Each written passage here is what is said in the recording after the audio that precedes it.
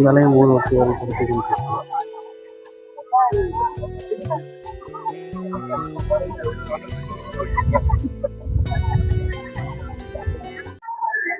Welcome back to SN vlog. நான் பேசுனா இன்னைக்கு எங்க நிக்கிறேன்னு சொல்லி பாத்தீங்கன்னு சொல்லி யாரு பாம்போலியாட்டி அந்த ஆலயத்துக்கு தான் வந்திருக்கோம். இன்னைக்கு அங்க பூசை எல்லாம் நடக்குது. இப்போ அங்கதான் போய் பார்க்க போறோம். வெஸ்ட்டுக்கு வந்து பெரிய கோயில கும்பிட்டுட்டு உள்ள நடந்து போகணும். என்னோட சரியான சனமா இருக்குங்க. தொடர்ந்து இருக்கிற வழிபாடுகளையும் அங்க நடக்கிற விஷயங்களையும் வந்து நான் காட்டுறேன். ஸோ உங்களோட சேனலுக்கு யாரும் ஃபர்ஸ்ட் டைம் வந்துருந்தீங்கன்னு சொன்னா மறக்காம சேனலை சப்ஸ்கிரைப் பண்ணி போட்டு வீடியோ பாருங்க. வாங்க வீடியோக்குள்ள போகலாம்.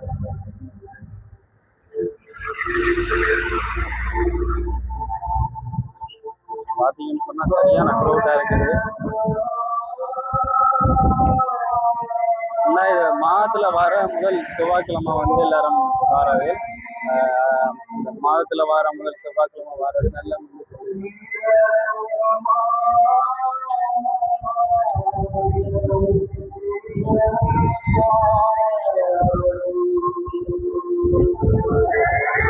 கியூல தான் போகணும்னு சொல்லி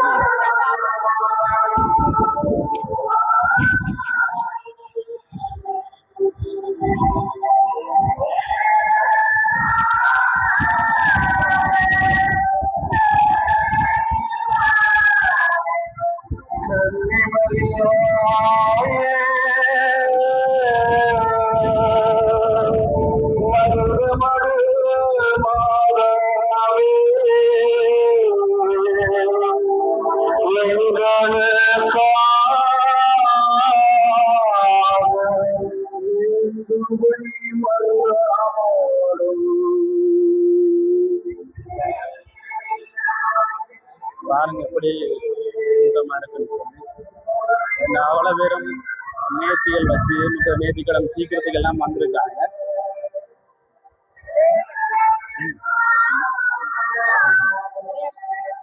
இங்க வந்து தங்கச்சோட தான் நான் வந்தேன்னா இதுல வெஸ்ட்டுக்கு நான் இப்போ நான் 5வது 6வது தடவை வந்துட்டா எனக்கு தெரியாது. இந்த பெஸ்ட்டு கும்பிட்டு போட்டு தான் நாங்கள் போகணும்.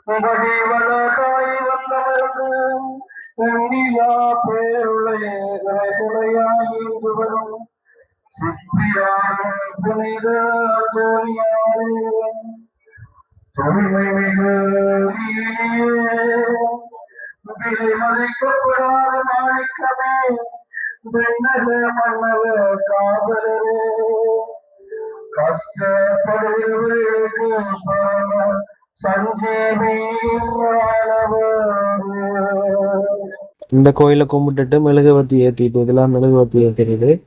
மெழுகுவர்த்தி ஏற்றிட்டு வந்து நாங்கள் நடந்து போய் கொண்டிருக்கிறோம்.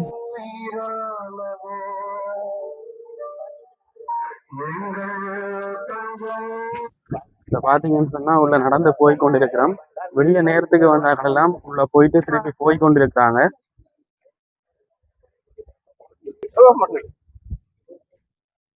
ரோட்டெல்லாம் பார்த்தீங்கன்னு சொன்னா சரியான சேறு சகதியம் எல்லாம் இருக்குது. மழையில்லாதபடியா நடந்து போகக்கூடிய மாதிரி இருக்குது. இந்த ஆலயம் வந்து முன்னுக்கு இருக்கிற கோயிலிருந்து 2 கிலோமீட்டர் தொலைவில் தான் இந்த கோயில் வந்து அமைஞ்சிருக்குது.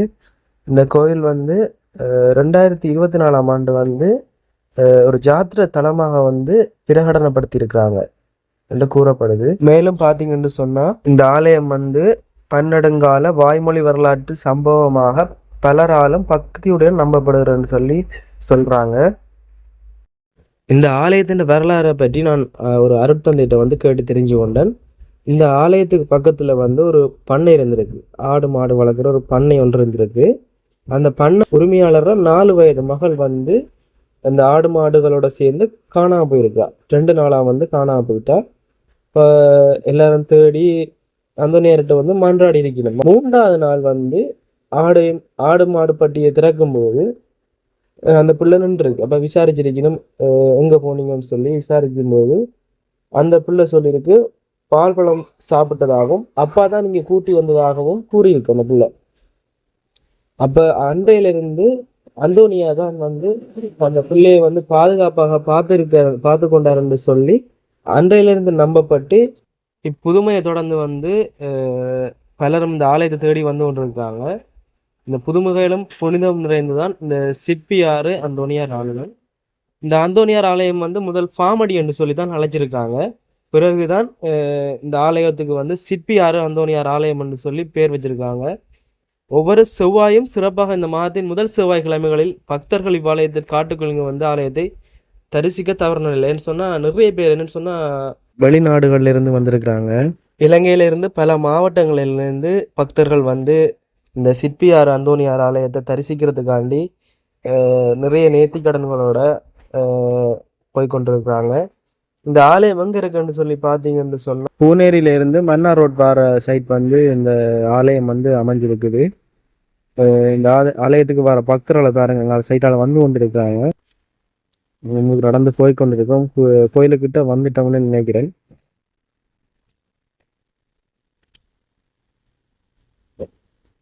இந்த லைன்ல நின்று தான் உள்ள போகணும். ஆனா நாங்க உள்ளால வந்துட்டோம். உள்ள போனா கும்பிட விடுறாங்களோ ஒரு வேலை பார்ப்போம். இப்போ பார்த்தீங்கன்னு சொன்னால் நாங்கள் கோயிலுக்கிட்ட வந்துட்டோம். நாங்கள் இந்த 2 பாதை இருக்குது. அங்கால ஒரு பாதை இங்கால ஒரு பாதை இருக்குது. இப்போ அங்கால பார்த்தீங்கன்னு சொன்னால் எல்லாரும் லைனில் நிற்கிறாங்க.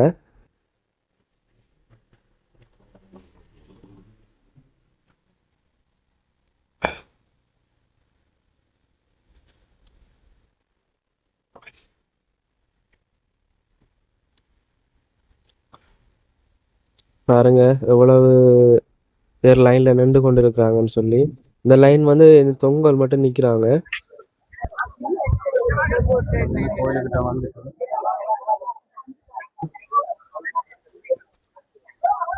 சுத்தி கும்பிட்டுட்டு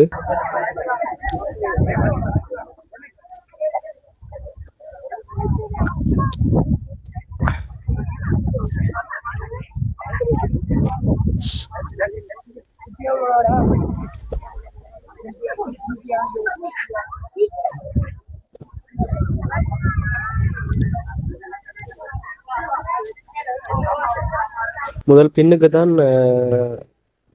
மெழுகுதிரி எல்லாம் கொளுத்துறதுதான் இப்ப முன்னுக்கு மாத்திட்டாங்க. அந்த நீரை கும்பிட்டுட்டு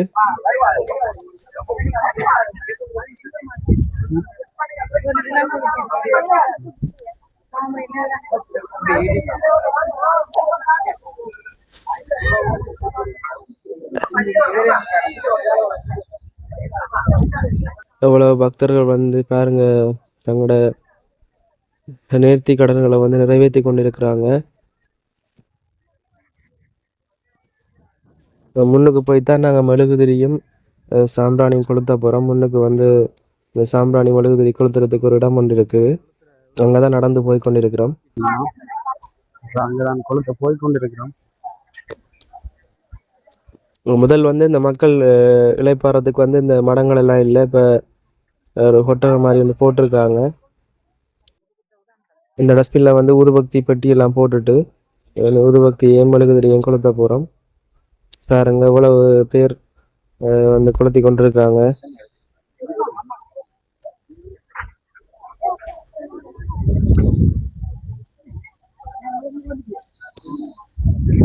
பாருங்க பாத்தீங்களா எவ்வளவு பக்தர்கள் நிக்கிறாங்கன்னு சொல்லி.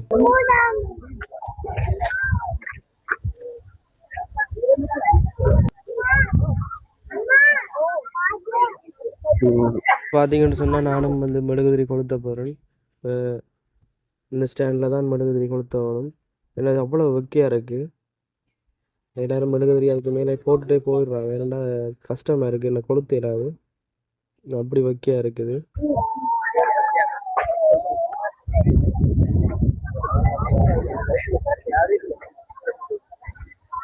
காற்று சரியான நூறு எல்லாரும் அதெல்லாம் அப்படியே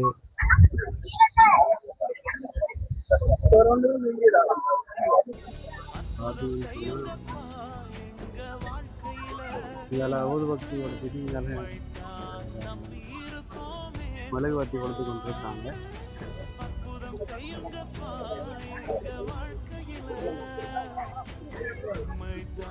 நம்பி இருக்கோம் மேசப்பா, உம்மைத்தான் நம்பி இருக்கிறோ, உம்மையன்றி யாரும் இல்லையப்பா. நீங்க தான் ஏதாவது செய்யணும் என்று எதிர்பார்த்து காத்திருக்கிறோ, நீங்க தான் ஏதாவது செய்யணும் என்று எதிர்பார்த்து காத்திருக்கிறோ. நீர் சொன்ன வார்த்தைய பிடித்துக்கொண்டு, நீர் சொன்ன வார்த்தைய பிடித்துக்கொண்டு உங்க முகத்தைய நோக்கி இருக்கிறோ, உங்க முகத்தைய நோக்கி இருக்கிறோ. உள்ள போயிட்டு வந்து கும்பிட்டுட்டு வந்துட்டோம்.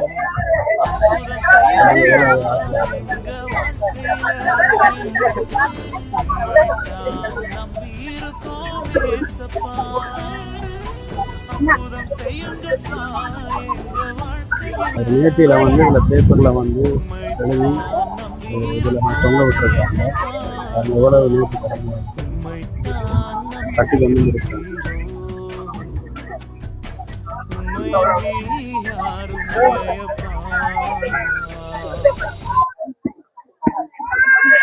மரம் ஃபுல்லாவே நூற்றுக்கிழமை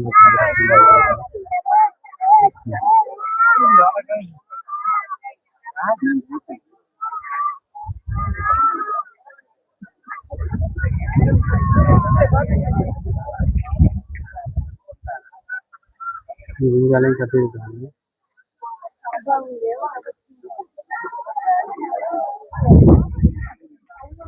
இங்காலையும் 3 வட்டிகள் கொடுத்துக்கிட்டு